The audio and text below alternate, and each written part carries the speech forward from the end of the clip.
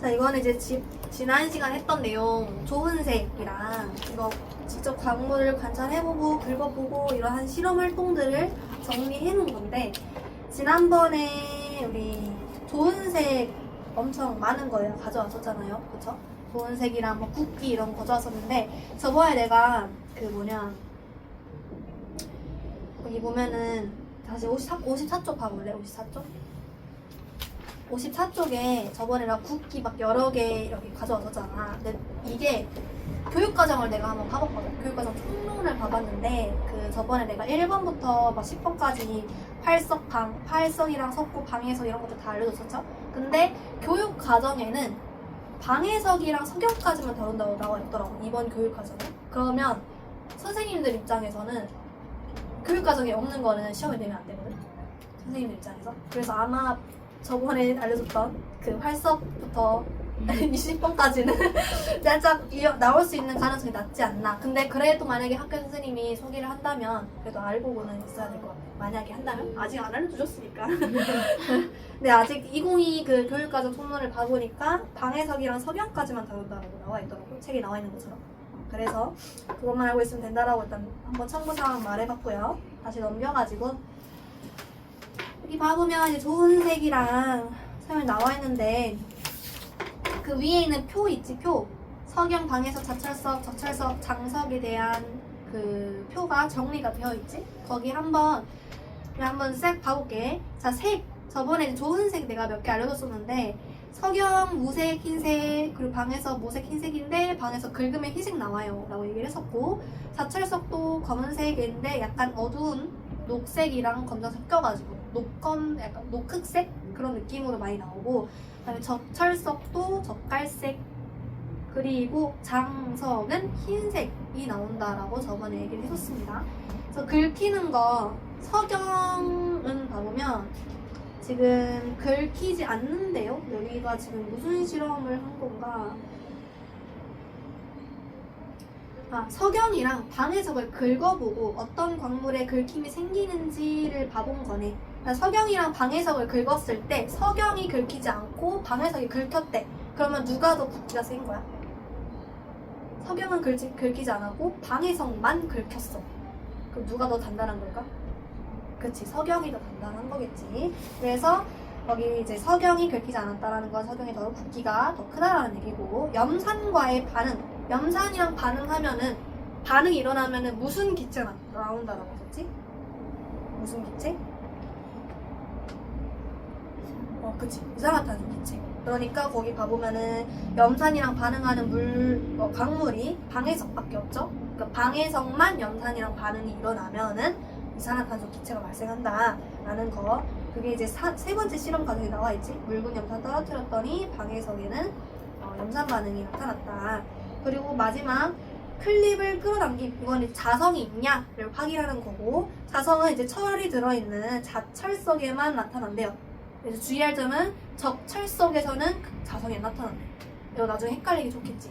자철석에서만 자성이 나타나고 적철석에서는 자성이 나타나지 않는다라는 거 꼭 기억을 해야겠죠? 그럼 정리하기 한번 같이 정리해보자. 자, 1번. 광물을 구분할 수 있는 특성에는 색, 그리고 뭐 붓기, 먼 반응이 있다인데, 색이랑 뭘까요? 그 다음에 긁어서 나오는 조은색 있겠죠? 조은색. 그 다음에 니은은 염산 반응. 그 다음 2번.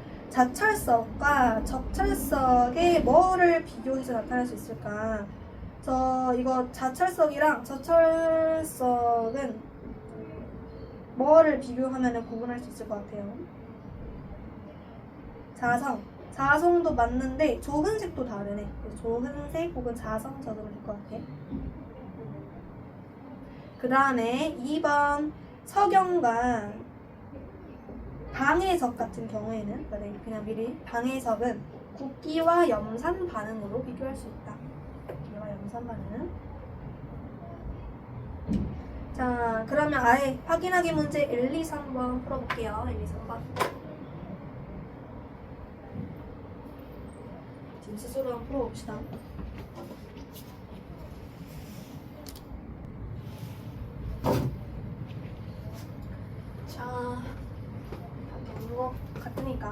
답을 불러줄게.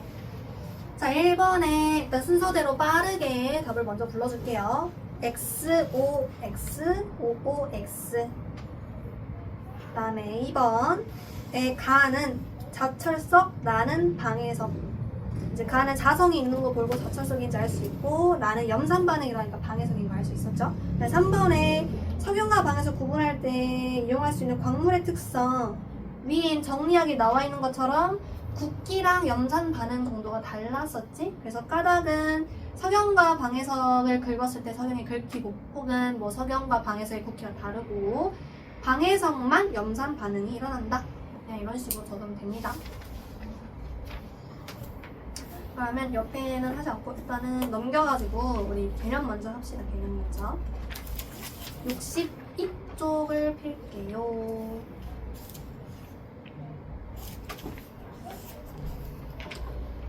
자, 이제 우리가 광물의 종류를 했어. 그러니까 앞에서는 지각, 우리 지구는 이렇게 지각과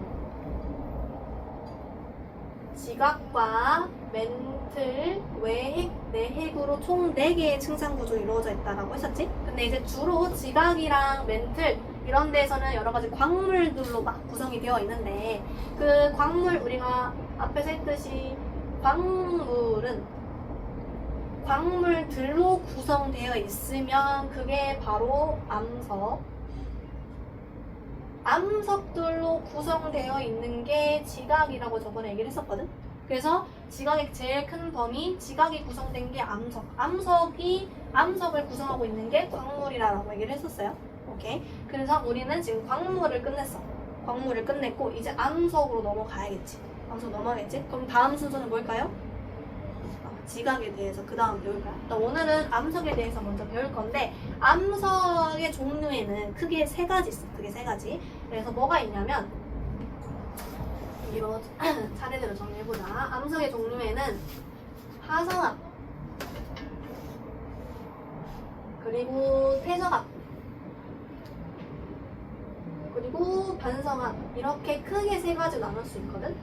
일단 어려운 거 아니에요. 화성암은 마그마가 굳어져서 만들어진 거야. 마그마가 굳어지면 그게 바로 암석이 되겠죠? 그치? 그래서 마그마가 굳어져서 만들어지면은 화성암. 얘는 마그마가 굳어진다. 이러면 화성암. 퇴적암은 퇴적된 거야. 그러니까 층층이 쌓였다는 얘기야. 그러니까 우리 뭐 마그마 같이 막 녹았다가 굳어진 게 아니라, 퇴적암은 그냥 위에 우리 떠다니는 이런 모래 자갈들 있지. 모래, 자갈, 그리고 점토 이런 것들이 그냥 땅 위에서 천천히 오랜 시간을 거쳐가지고 천천히 쌓여가지고 만들어진 암석 덩어리. 이게 퇴적암이에요. 그래서 얘는 광물들이 쌓여서 만들어진 거예요. 광물들이 쌓여서 만들어진 거고, 변성암은 이러한 화성암이랑 이러한 퇴적암들이 변성을 받았을 때 만들어지는 거거든. 예를 들어서 뭐가 있냐면, 우리 지각 밑에는 마그마가 있는 거 알고 있니? 용암, 지각 위로 분출되면 용암이라고 얘기를 하고, 용암이 아래에 있으면 마그마라고 하거든. 그러니까 마그마가 위로 올라와서 화산 분출을 통해서 나오면 그 순간 용암이 되는 거야. 용암. 그러니까 그냥 지각 위로 올라왔다 용암, 지각 아래에 있다 마그마라고 생각하면 되는데, 이 마그마가 아래에 이렇게 농집되어 있으면 마그마 너무 뜨겁잖아. 그치? 그럼 마그마 주변 부분에 있는 애들도, 마그마 주변 부분에 있는 애들이 이 마그마의 열에 영향을 받겠죠. 열에 영향을 받겠지. 그럼 열을 받아 녹진 않을 정도로 받으면 얘네들이 변성을 이제 변화하게 되거든. 약간 성질이 변해. 열 받게 되면서 성질이 변화하는데, 그러면서 생성된 게 변성암이에요. 열이나 혹은 압력, 강한 압력을 받게 되면은 변성암이 생겨. 그래서 얘는 위에 있는 화성암이나 퇴적암이 중요한 게 열과 압력을 받게 되면서 만들어진 게 변성암이에요. 근데 오늘 여기까지 다 할 수 있을란가 모르겠는데 일단 요거 두 개는 확정적으로 할 수 있을 것 같아요. 화성암이랑 퇴적암 정도까지는. 내용은 어렵지 않으니까 한번 봐볼게. 먼저 책을 봐보면 화성암, 아까 말했듯이 마그마가 식어서 굳어져서 만들어진 암석이다라고 얘기를 했고, 우리 중학교 과정에서 배우는 화성암의 종류에는 4가지가 있습니다. 아래 보이는 것처럼. 그리고 이제 얘를 다시 그림을 그려보자면 이렇게 산이 있어. 화산이 있는데 아래에 마그마가 이렇게 연결이 되어 있어요. 또 화산 같은 경우에 백두산도 이런 식으로 생겼어. 백두산도 화산이 곧 폭발한다고 그런 얘기를 하잖아. 백두산도 여기 아래에 가운데 이렇게 마그마가 지나가는 길이 있고, 얘네들이 모여가지고 터지면 그때부터 용암이 된다. 그리고 이 터지고 나서 이 용암이 막 흘러오겠죠? 흘러가지고 이제 지표 위에서 굳어질 거야. 용암이 굳어지는 거겠죠? 위에서 굳으면 얘를 화산암이라고 하거든? 헷갈리면 안 돼. 화성암의 종류에 화산암이랑 심성암이 있거든? 자, 이때 화자는 그 책의 뒤에 한자풀이가 되어 있는데 어디 나와 있냐면 68쪽에 68쪽 아닌데 70쪽에 이제 화성암이랑 화산암, 화강암 구분하기 뭐 이렇게 나와 있을 거예요. 이거는 화성암은 불화자, 그리고 이룰 성자, 그리고 바위 암자 써가지고, 그러니까 노가 이제 녹은 거야. 불타오르는 거야. 불타오르면서 만들어서 굳어져진 암석을 화성암이라고 하는 거고, 그 화성암 중에서 이제 화산암, 얘는 그 화산에서 생성된 암석이라고 해가지고, 그러니까 산 위로 분출돼서 지표 위에서 굳어진 화산암. 근데 얘가 지표 아래 깊은 곳에서 얘는 분출되지 않고 그대로 오랜 시간 동안 천천히 식어가면서 만들어진 게 심성암이라고 해. 그래서 화산암이랑 심성암, 화성암 이름을 조금 헷갈리겠지만 잘 정리를 해두어야 되고, 그래서 거기 다시 62쪽 한번 가볼래요?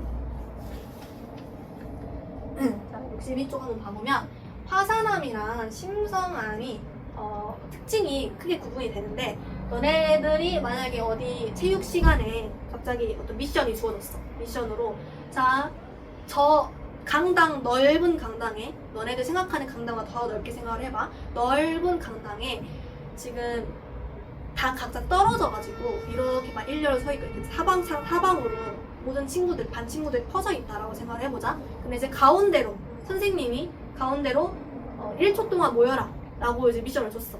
엄청 넓은 강당이라 쳐봐. 1초 동안 모여라 라고 하면 다 모일 수 있을 것 같아. 반 친구들 다 못 모이겠지. 근데 시간을 1분 동안 모여라 라고 하면은 충분히 다 와서 모일 거 아니야. 그러니까 거기 보이는 반 친구들 한 명 한 명을 광물이라고 생각을 해봐. 그러면 자, 1초 동안 모여 라고 했을 때 광물들이 모이나요? 안 모이지. 그러면 1초 동안 모여, 광물이 모이지 못했어. 이 말을 암석에서 표현을 해보자면 1초 동안 모여라는 얘기는 1초 동안 냉각됐다는 얘기야. 그러니까 1초 만에 굳었다는 얘기야. 1초 만에 굳었어. 냉각됐어. 굳었어. 그랬을 때 광물이 모이지 못했어. 즉 광물이 모여가지고 우리가 다 뭉치면 이제 광물들이 뭉쳐지면은 걔네들이 막 타닥타닥 붙어가지고 큰 광물 조각이 만들어지겠지. 광물이라 치면은. 근데 뭉치지 못했어. 광물이 모이지 못했어. 그 말은 지금 광물의 입자 크기가 성장하지 못했다는 얘기거든. 오케이. 그러면 우리가 광물의 입자 크기를 두 글자로 결정이라고 얘기를 하거든. 결정? 여기도 표현이 되어 있나? 나와 있네요. 광물 결정이 성장할 시간이 부족하다라고 그 화산암에다가 무슨 색이냐? 주황색, 약간 옅은 주황색으로 적혀 있어요. 여기 보면은 광물 결정이 성장할 시간이 부족하다. 왜냐면 지표로 분출돼서 이렇게 흐르다 보니까 아무래도 심성암은 그냥 지표 내 안에서 천천히 붙잖아. 근데 지표 위로 분출하기 시작하면은 차가운 대기랑 만나면서 아무래도 더 빨리 식을 수가 있겠죠. 바람도 막 통하니까. 그래서 화산암 같은 경우에는 빨리 냉각돼. 그래서 화산암은 빨리 냉각돼.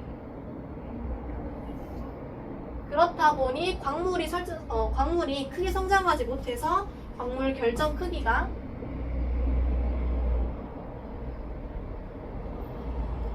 작습니다. 오케이. 근데 반대로 심성암 같은 경우, 아까 예시로 강당에서 1분 안에 모이세요 라고 하면 모든 친구들 다 가운데로 이렇게 모일 거 아니야. 뭉쳐져 있겠지? 그러면 저 1분 안에는 모든 광물 친구들이 다 모일 거야. 다 모여. 그러면 이거를 우리 비유로 다시 시각 암석으로 보자면 1분 동안 오랜 시간 동안 냉각을 한 거야. 오랜 시간 동안 천천히 냉각을 한 거야. 그러다 보니까 안 모일 친구 그런 거 없이 다 따닥따닥 모여가지고 광물의 입자들이 다 따닥따닥 모여서 성장할 수가 있어.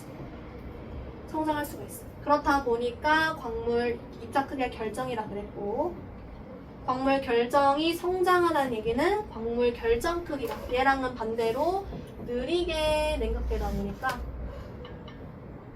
광물 결정 크기가 크게 성장이 되겠죠. 오케이. 자, 그러면 책으로 한번 다시 와보세요. 자, 책으로 다시 와보면 화산암과 심성암에 대한 설명을 내가 똑같이 한 것처럼 적혀 있고, 아래 나와 있는 화성암의 종류를 한번 봐볼게. 자, 화성암의 종류 봐보면 광물 결정의 크기와 암석의 색에 따라 분류한다 라고 나와 있고, 자, 4칸으로 분류가 되어 있을 거야. 제 봐보면은 이렇게 4칸 분류해볼게요.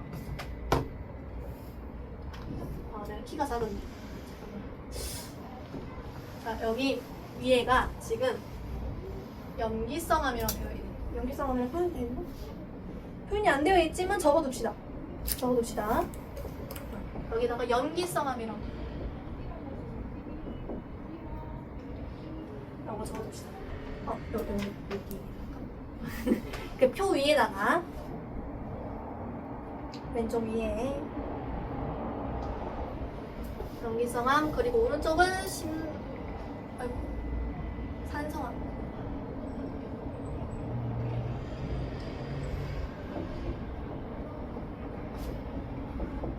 라고 적어주고, 자, 걔 봐보면은 왼쪽으로 할수록 지금 어둡다라고 표현이 되어 있고, 오른쪽으로 할수록 밝다라고 표현이 되어 있지.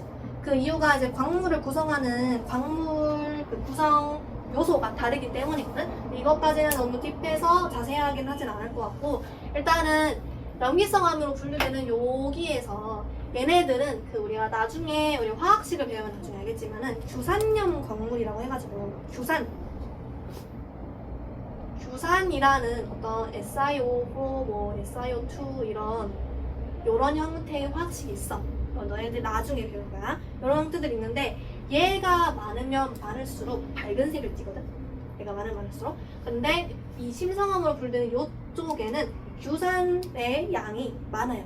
광물, 이제 암석이 이렇게 있으면 암석의 한 60% 정도 차지하는 게 산성암. 그러니까 이 규산이 산성암이 이 정도 차지하고, 반대로 화산암 같은 경우에는 이 밝은 색을 띠는 규산이 반대로 60%가 아니라 한 50% 밑에, 50% 미만, 얘는 60% 이상 차지하면은 산성암 쪽, 그리고 50% 미만 차지하면 염기성암이라는 얘기야. 그러면 50% 미만만 여기만 밝은 색이야.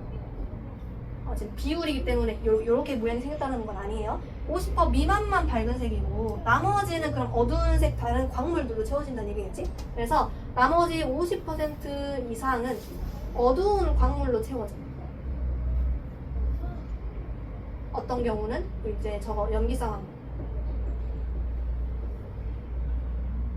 같은 경우에는 50% 이상이 어두운 광물로 채워진단 말이야. 그래서 염기성암으로 분류된 이쪽 라인은 다 어두운 색을 보이는 거고, 반대로 산성암 같은 경우에는 밝은 색이었던 광물들이 60% 이상 차지하다 보니까 아무래도 어두운 것보다는 비율을 많이 차지하죠. 그치? 얘는 40% 미만이니까. 그래서 밝은 색을 더 비교적 많이 띈다. 산성암 같은 경우에는 이제 그 종류의 이 네 가지는 무조건 암기, 무조건 암기. 그래서 거기 첫 번째 연기성 암의 화산암으로 분류되는 거. 그러니까 연기성 암인데 지표로 분출된 후에 굳은 거에는 현무암이 있습니다. 현무암. 현무암으로 주로 구성된 우리나라 위치 알고 있니? 혹시? 너네들 여행을 한 번씩 가보? 맞아. 제주도. 제주도의 대부분 어두운 막 그런 바닷가 이런 데 가보면은 어두운 막 절벽 같은 게 많이 봤을 거야. 가봤어, 제주도? 다 가봤니? 한 번씩은 가봤지. 제주도 가면은 아마 이제 이걸 알고 나서 제주도 한 번 더 가면은 어두운 강물 맞네라는 걸 눈에 들어올 거예요. 어두운 그 바위 같은 것들 많은 거 보면은 얘네들이 마그마가 굳어져서 만들어진 현무암 애들. 그런 애들이 많고, 그리고 연기성 암인데 지하 밑에서 굳어졌어. 천천히 굳어지면은 얘는 반려암이라고 해요. 반려암. 그래서 거기 이제 현무암이랑 반려암이 나와 있는데, 거기 이제 확대한 동그라미로 이제 광물 입자를 관찰한 그 사진이 나와 있을 거야. 화산암 같은 경우에는 아까도 말했듯이 광물 결정 크기가 크지 못해. 성장하지 못했으니까 광물 결정 크기가 작아. 그래서 여기 사진 봐보면은 현무암이랑 반려암 한번 비교해볼래? 현무암은 비교적 그 약간 하얀 입자들이 좀 적잖아. 그치? 광물 안에 드는 알갱이 같은 것들. 알갱이 같은 것들이 작은데, 지금 심성암으로 분류된 그 반려암 같은 경우에는 하얀 그 입자들이 굉장히 크게 있죠? 많이 있고. 그렇지? 그래서 걔네들은 광물 결정들이 잘 성장했다는 얘기야. 그래서 밑에서 천천히 지웠기 때문에. 그래서 거기도 추가적으로 하나 적어둘 게 뭐냐면, 그 화산암 아래 세립지라고 적어둘까요? 세립지. 여기 세립질. 그리고 심성암 아래에는 조립질이라고 적어둡시다. 조립질.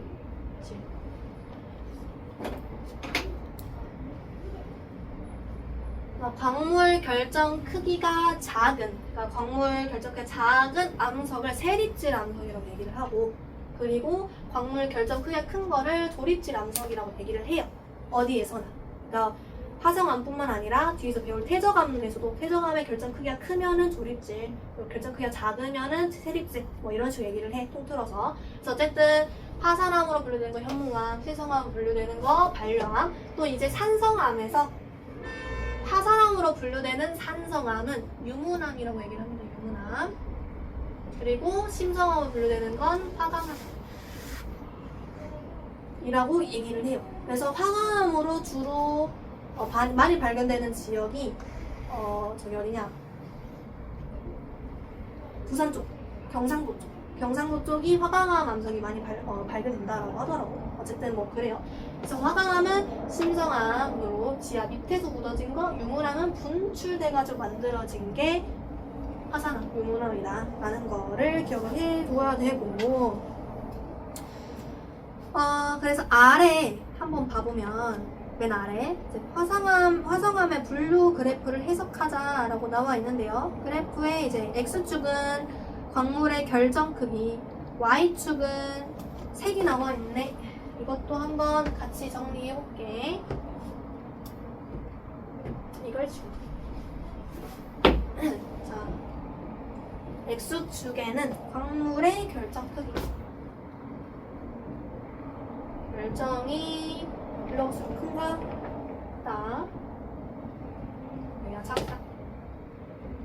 여기가 색. 여기는 어둡고 밝고. 이런 상황인데, 자, 광물의 결정 크기가 크고 밝은 것. 자, 크다란 얘기는 지금 여기 조립질, 즉 심성암. 자, 광물의 결정이 작다라는 건 무슨 질? 작다? 무슨 질? 작다 무슨 질이에요? 세립질. 광물 결정이 작다, 세립질. 그리고 무슨 암? 화산암. 화산암. 화산암으로 분류된다. 자, 그리고 색. 어두운 경우에는 아까 연기성암이라고 했었죠? 연기성암으로 갈수록, 여기로 갈수록 어두운 거. 여기로 갈수록 밝은 거. 자, 그러면 어둡다. 여기는 지금 염기성 암질. 그리고 밝다. 여기는 지금 산성 암질. 이라는 거 지금 분리해놨어. 자, 그러면 찾으면 돼요. 조립질이고 심성암이면서 산성암인 거 뭐예요? 이거 뭐 찾으면 돼. 조립질인데 심성암이면서 산성암인 거 뭡니까? 그치. 화강암. 화강암. 그리고 세립질이면서 밝은 거 산성암인 거. 세립질이면서 밝은 거 산성암인 거. 유문암이겠죠. 여기는 유문암. 오케이. 그 다음에 자, 조립질이면서 염기성이래. 조립질이면서 염기성.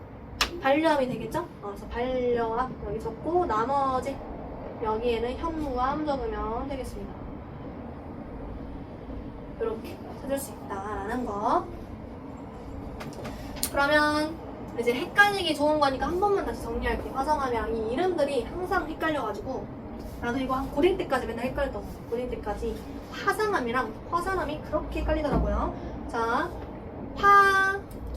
화성암이 이제 이룰 성자예요. 그래서 화성암이 제일 큰 범위야. 제일 큰 범위. 큰 범위 안에 이제 화산암이 있어. 그리고 심성암이 있어. 그래서 화산암이랑 심성암은 따로따로 구분해놓고요. 오케이? 화산암의 종류 외에는 현무암,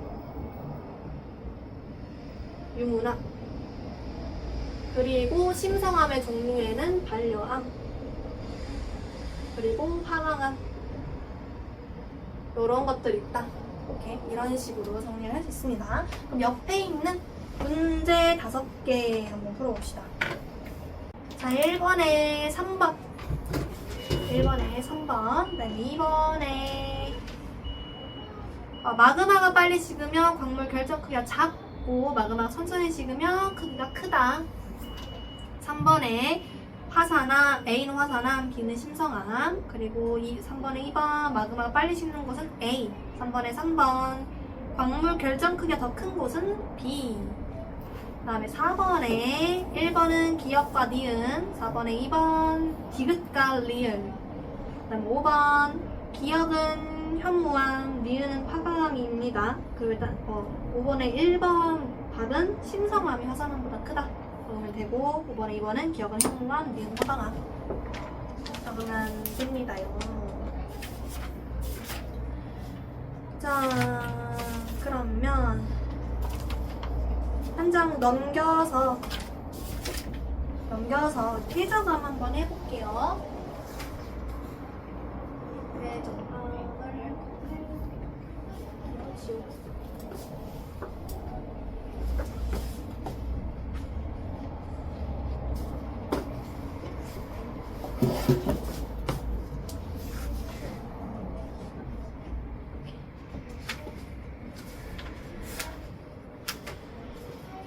퇴적암의 정의 한번 먼저 봐보자. 정의 한번 먼저 봐보면 퇴적암의 정의. 퇴적물이 쌓인 후 다져지고 굳어져서 만들어진 암석이라고 되어 있어요. 그러니까 퇴적물이라는 얘기는 아까 말했던 그 위로 돌아다니는 모래 알갱이, 그리고 여감들, 모래 알갱이, 자갈 알갱이, 그리고 점토 알갱이 이런 것들이 굴러다니면서 얘네들이 어느 순간 탁 굳어져. 굳어져가지고 만들어진 암석이 퇴적암인데, 자, 퇴적암의 종류가 또 여러 가지가 있어. 얘도 여러 가지가 있는데 그 중에서 우리는 저렇게 4가지 정도만 남기해두면 됩니다. 일단 퇴적암이 이제 분류가 되는 게 얘도 이런 것처럼 화산암, 심성암 이렇게 분류를 할 수 있거든. 분류를 할 수가 있는데 얘가 어떻게 분류가 되냐면 쇠설성 퇴적암이랑 화학적 퇴적암, 그리고 유기적 퇴적암 이렇게 분류가 되는데 이거는 책에 아마 안 적혀있죠? 안 적혀있는데 그냥 한번 같이 분류해보라고 정리해보는 거야. 그래서 거기 봐보면 일단 퇴적암에 해설성 퇴적암에 뭐가 있냐면 해설성은 바람이나 물에 의해서 천천히 이동해가지고 그냥 여기 정의대로 광물들이 천천히 이동해가지고 쌓여가지고 만들어진 퇴적암이 해설성 퇴적암이거든. 우리가 알고 있는. 근데 이제 화학 퇴적암은 뭐냐면 화학적으로 너네들 아직 화학 그 원소기를 안 배워서 설명하기가 좀 까다로운데 화학적으로 어떤 원소 기호들이 어떤 광물에 이렇게 막 침전해. 그러니까 광물이 있으면 주변에 돌아다니는 막 칼슘 있고 막 이산화탄소가 있고 막 그런단 말이야. 얘네들이 막 여기 침전해. 광물에 막 붙어가지고 어떤 화학적 작용을 일으켜. 그러면서 만들어진 퇴적암이 화학적 퇴적암인데 여기에 종류가 석회암이 있어 대표적으로. 거기에 석회암이 예시로 나와 있지. 거기 석회암 봐보면 석회질 물질이나 조개 껍데기 등 생물의 유해 등으로 만들어진 게 석회암이라 나와 있어요. 그래서 거기에 석회질 물질로 만들어지면 화학적 퇴적암, 석회질 물질이 CaCO3라고 해가지고 CaCO3라고 해가지고 뭐 이런 거 있어. 아직 원소기를 안 배웠기 때문에 이거 몰라도 돼요. CaCO3라는 게 있는데 얘가 광물에 침전돼서 만들어지면 석회암. 근데 이것뿐만 아니라 유기적 퇴적암이라 해가지고 이거는 생물의 유해가 죽어서 만들어진 거거든요. 생물의 유해가 분해되면서 혹은 어떤 침전이 일어나면서 만들어진 유기적 퇴적암인데 얘도 예시로 석회암이 있어. 예시로 석회암이 있어. 그래서 거기 석회암 위에 표에다가 그게 나와 있죠. 석회질 물질이나 얘 같은 경우에는 화학적 퇴적암 그리고 조개 껍데기 등 생물의 유해들이 만들어진 건 유기적 퇴적암. 이렇게 정리가 됩니다. 세설성 퇴적암에는 이제 모래인 사암, 뭐 여암, 뭐 이암 등등등이 있는데 얘네들이 각자 뭐인지 같이 한번 봐볼게. 일단 이런 퇴적물이 무조건 만들어지는 게 아니에요. 너네들이 뭐 학교 앞에 있는 모래 운동장에 요즘 운동장에 모래 없겠구나 잔디게 있구나. 어디 화단에서 모래를 갖고 와가지고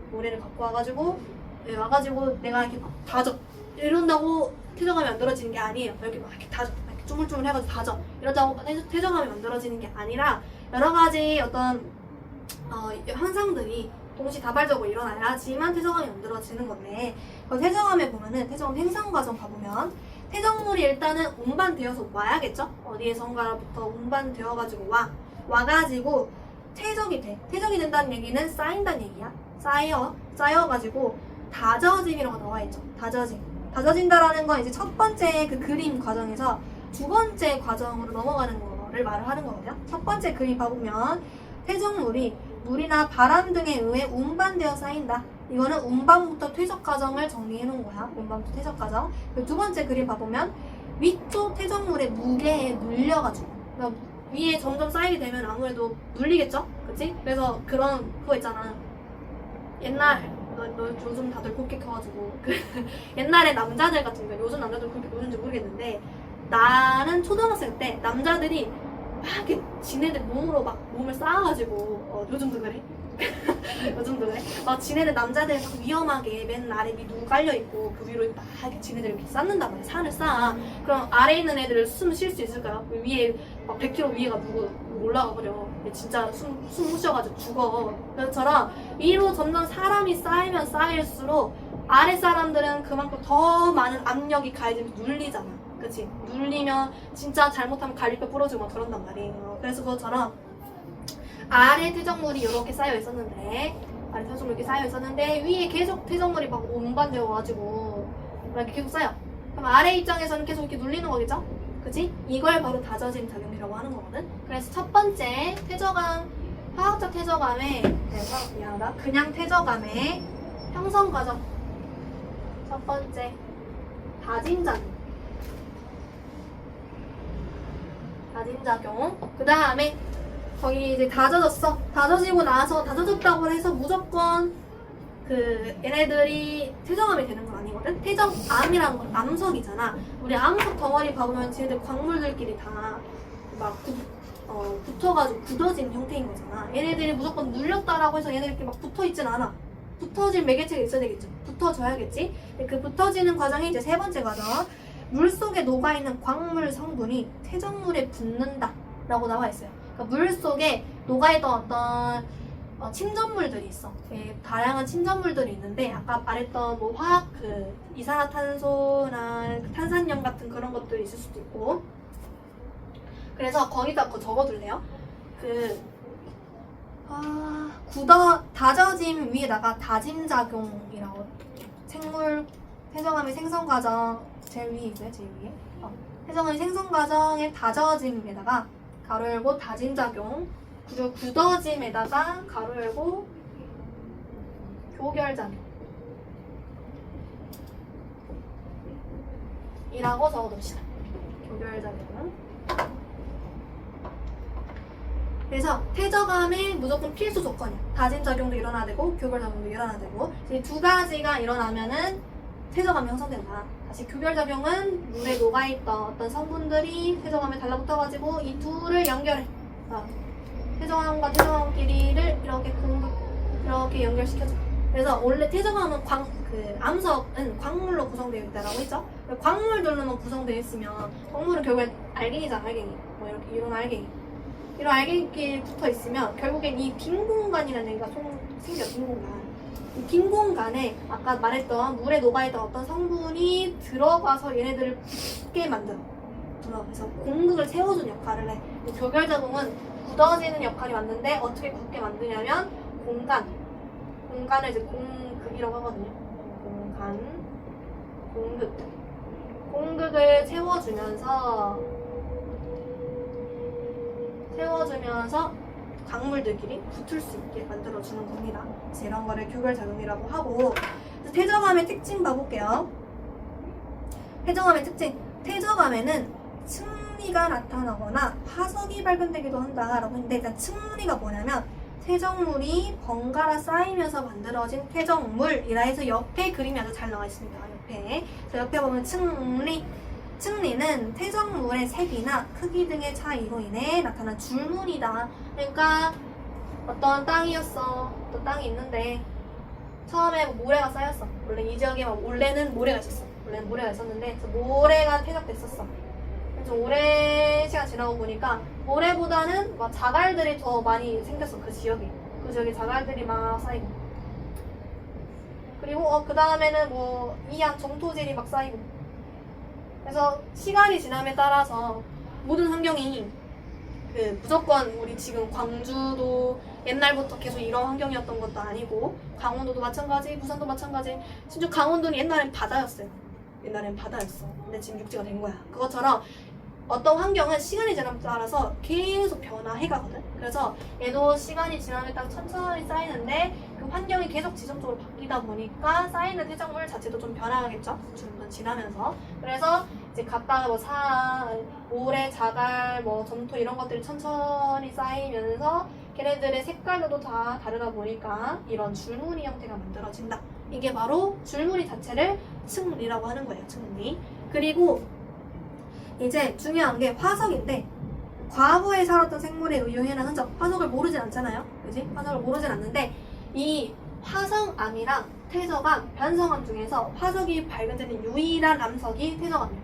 왜냐면 화성암은 일단 일단 첫 번째 녹은 후에 굳어진 거잖아요. 그치? 그러면 녹았던 어떤 마그마 안쪽에, 마그마 안에 화석이라는 애가 보존이 되어 있을 리가 없잖아. 그치? 보존되어 있을 리가 없고, 그리고 변성암도 마찬가지. 변성암도 아까 마그마 주변부에 열과 압력을 받아가지고 녹진 않았는데 변형이 받아진 거라고 했었죠. 그치? 근데 얘도 결국에는 압력에 의해서 변형이 일어나면은 깨지거나 화석이 막 그럴 때고, 그리고 온도가 있으면은 암석은 녹지 않았지만은 뼈 같은 건 녹을 수도 있잖아요. 그래서 온도와 압력을 받게 되면은 뼈 자체도 변성이 일어나기 때문에 화석이 보존되기 어려워. 그래서 화석이 보존되어서 발견될 수 있는 유일한 암석은 태저감이다 라는 거. 그래서 이거는 나중에 우리 고1 과정 가면은 화석에 대해서 좀 자세히 배우거든요. 고1에서 자세히까지는 아니고 우리가 알고 있는 기본적인 화석들 좀 배워요. 그냥 공룡을 막 딥하게 들어가는 게 아니라 어떤 시대에는 공룡이 살았다 이런 정도를 배우고요. 그럼 일단 태저감의 종류를 한번 봐볼게. 자, 태저감의 종류 봐보면 거기 여감, 사암, 이암, 석회암이 나와 있는데, 자, 태적물의 크기에 따라서 분류를 한 겁니다. 자, 퇴적물의 종류에는 점토, 올, 셰일 이라는 게 있어요. 셰일이라는 건 처음 들어보죠? 그치? 셰일이라는 게 있어. 점토랑 비슷한 애인데 좀 다른 점토나 셰일이 있고, 그리고 모래, 그리고 자갈, 요런 것들이 있거든? 요런 것들을 우리가 퇴적물이라고 하는 거야.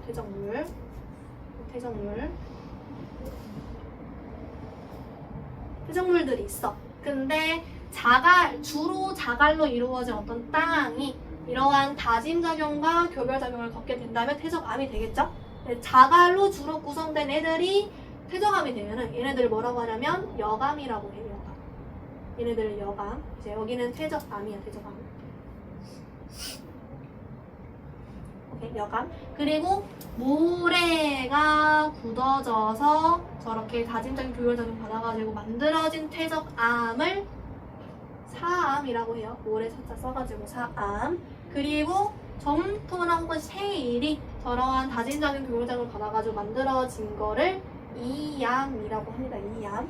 그러면 차례대로 아무래도 점토보다는 모래가 더 입자가 크고 모래보다는 자갈이 더 입자가 크지? 그치? 그래서 자세히 들어가면은 점토 같은 이제 밀리미터 단위로 표현을 해보자면 모래는 약 16분의 1에서 2mm 사이 범위는 다 모래라고 얘기를 해. 입자 크기는 엄청 작겠지. 그치? 우리 모래도 한번 집어서 봐보면 작잖아. 그치? 그래서 16분의 1에서 2mm 요 알갱이 사이를 모래라고 하고, 그 모래들이 퇴적되면은 3. 그리고 16분의 1에서 256분의 1 이런 것들, 이거는 안 외워도 돼요. 이런 것들이 요 정도 사이의 입자인 점토가 퇴적암이 되면 이암이 되고, 그리고 2mm 이상인 어떤 자갈이 퇴적암이 되면은 여감이 된다. 오케이. 그래서 여기서 말하고 싶은 결국에는 여감 쪽으로 갈수록 입자의 크기가 크다.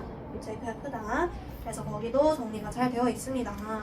여감 보면은 주로 자갈이나 모래, 주로 보통은 자갈들이 많이 차지하고 있고, 그다음에 사암은 주로 모래, 그리고 이암은 주로 진흙, 즉 점토 이런 것들이 차지되어 있어요. 그래서 이제 거기 같은 그냥 참고로 여감, 사암, 이암에다 그냥 그 그래프 이렇게 나와 있으면, 이렇게 책에 나와 있으면 이렇게 해가지고 그냥 쇠설성 퇴적암이라고 적어놓고, 퇴적암이라고 적어놓고 옆에 석회암에는 화학적, 그다음에 유기적 퇴적암이라고 적어둡시다. 참고사항으로.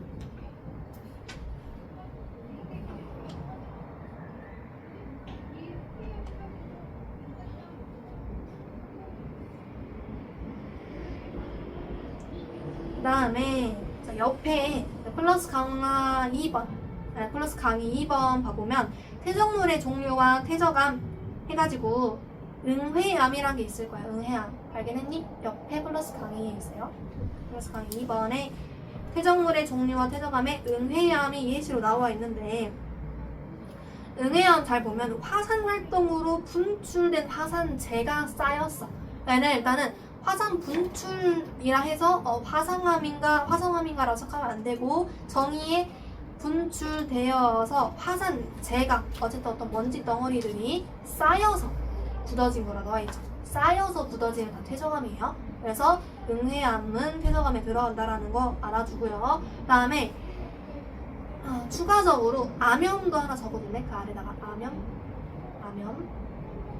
암염 들어갔니? 안 들어갔어? 어디지? 어디 해외 기억이 안 나는 갑자기. 그러니까 중동 쪽에 암염 동굴이라는 게 있어요. 암염 동굴. 암염이 뭐냐면 그 소금 덩어리. 그래서 그 암염이 바닷물이, 원래는 바다가 존재했었는데 바닷물이 다 증발하고, 근데 바다에 소금이 있잖아. 그러면 바닷물에 소금이 있어. 소금 결정들이 있는데, 소금들이 녹아 있는데, 물이 증발할 때 소금은 같이 증발 안 하겠죠? 그렇지? 물만 증발할 거 아니야. 그러면 그러면 원래는 바다가 있었는데 가뭄이랑 이런 게 심해져가지고 물이 다 증발하고 소금만 남게 돼, 그 지역에. 그러면 이 소금들이 그 퇴적작용을 받게 되면은, 이런 다림이랑 교골작용을 받게 되면은 암염이라는 소금 결정 형태인 암염이라는 애가 생기거든. 얘 돌 여기 핥아 먹으면 엄청 짜요. 난 먹어본 적 없어. 근데 엄청 짜다 그러더라고. 옛날 시대에는 그래서 암염으로 요리를 많이 했다 그랬어. 암염으로 이렇게 갈았나? 어쨌든 옛날에는 암염으로 요리를 많이 했다라고 하더라고요. 그래서 암염도 퇴적감에 들어간다라는 거 그래서 한번 얘기를 해봤고, 그러면 옆에 있는 거 문제 변성하면 시간상 다음 해야 될 것 같고요. 6번, 7번, 8번까지만 할 수 있겠다. 6, 7, 8번 해봅시다.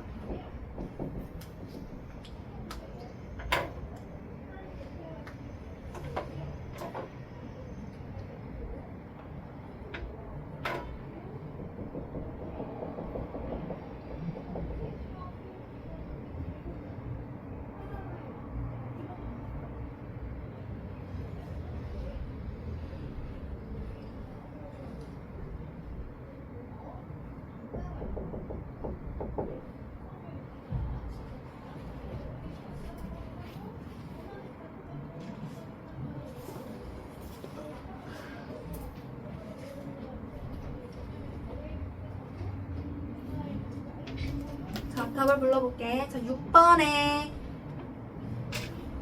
라가다나마 그 다음에 7번에 OXOO. 오케이. 그 다음 8번은 순서대로 나다가 입니다.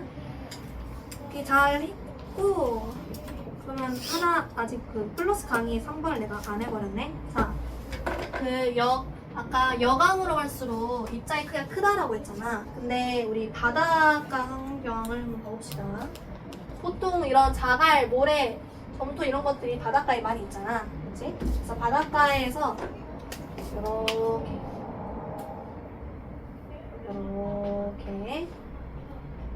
바다가 있으면, 나를 좀 더 바다같이 그려보자. 바다가 이렇게 있어. 이렇게 있으면 이제 여기는 뭐 굴러가거나 운반돼서 이쪽으로 갈 수 있겠죠? 화면이 기울어져 있다 보니까. 자, 근데 얘네들 여감, 사암, 이암, 뭐 자갈, 모래, 점토 생각을 해보면은 입자의 크기는 얘가 더 커. 그만큼 얘가 더 무겁다는 얘기겠죠. 그러면 우리가 해안가에서 바람이든 그리고 물이든 운반할 수 있는 에너지가 어떤 뭐 에너지가 1회만큼 에너지로 바람이 분다라고 해보자. 바람이 불고 물이 흐르고 있어. 동일한 에너지로 다른 크기의 얘네들을 운반한다고 했을 때 이 크기가 큰 자갈, 여감의 퇴적감은, 그 자갈은 운반되기가 쉬울까요? 얘에 비해서? 어렵겠지. 아무래도 무겁고 그러다 보니까 운반되기 어려울 거야. 반면에 가벼운 얘네들은 운반이 쉬울 거예요. 그치? 적은 에너지로도 멀리까지 이동할 수가 있어. 그래서 바닷가에서 적은 에너지로도 멀리까지 이동할 수 있기 때문에 먼 지역에서는 이제 저런 점토질들이 많이 쌓이고, 가까운 지역에서는 비교적 무거우니까 얼마 이동 못 해가지고 이런 자갈 같은 입자가 큰 애들이 쌓여요. 입자가 큰 애들이 쌓이고, 그리고 그 중간에는 중간 성질이 물애들이 많이 쌓이겠지. 그치? 그래서 해안가에서 멀면 멀수록 더 입자 크기가 작은 애들이 쌓인다 라는 내용이 거기 나와 있습니다. 그래서 그림 봐보면 자갈이 제일 육지 쪽에 가깝고 지는 점토 쪽으로 갈수록 해안가에서 멀리 떨어진 걸로 볼 수 있죠. 그래서 해안과의 거리는 이양, 즉 점토질이 더 멀다라는 거 그림이 잘 나와 있습니다. 그러면 일단 여기까지 하고, 시간이 애매해서 여기까지 하고, 숙제를 앞에 부분 있잖아. 숙제를 58쪽부터 61쪽까지 이번에 내주려고 한 거 여기를 할 거예요. 다음 주, 내일 내가 안 들어오거든요. 다음 주까지 해오시면 돼요.